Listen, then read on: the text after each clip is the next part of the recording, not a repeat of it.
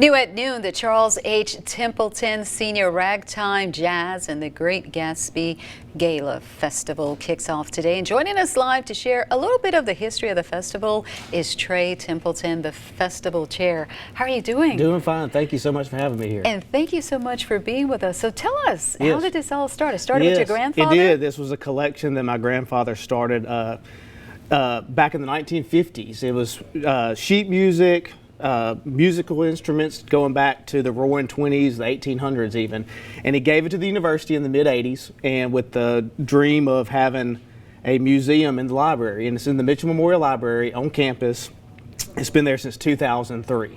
Wow. Yes, and so this weekend is our 17th annual Ragtime Jazz Festival. It starts tomorrow, officially kicks off tomorrow evening at 6 o'clock.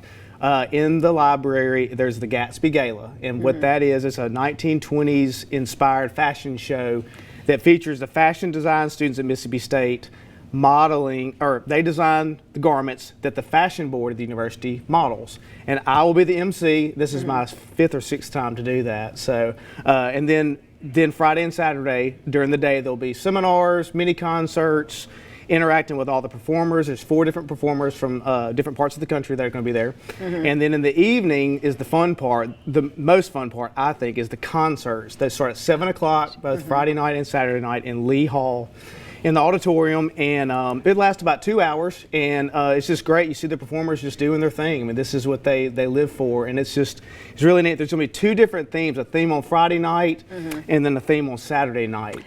So it's a lot of fun. As I say, that is great to hear. Now, how proud do you think your grandfather? I think he's looking down and is pretty proud of this. So, and it seems like every year it's grown.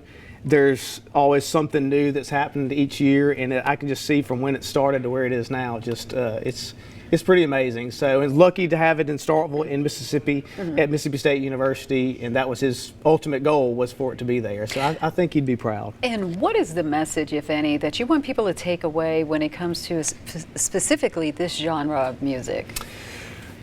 It goes as he was, I quote him say, it was happy times back in the 1920s, and even before, just the way it's where music first started. And his whole collection is called The Business of Music. So it's not about just music and notes, but it's way music inspired the way we feel, the way we think, the way just life in general. So it's really neat, and you can read a lot about this on the Mississippi State Library website about the collection.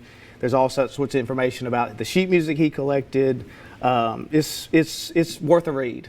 Very much so.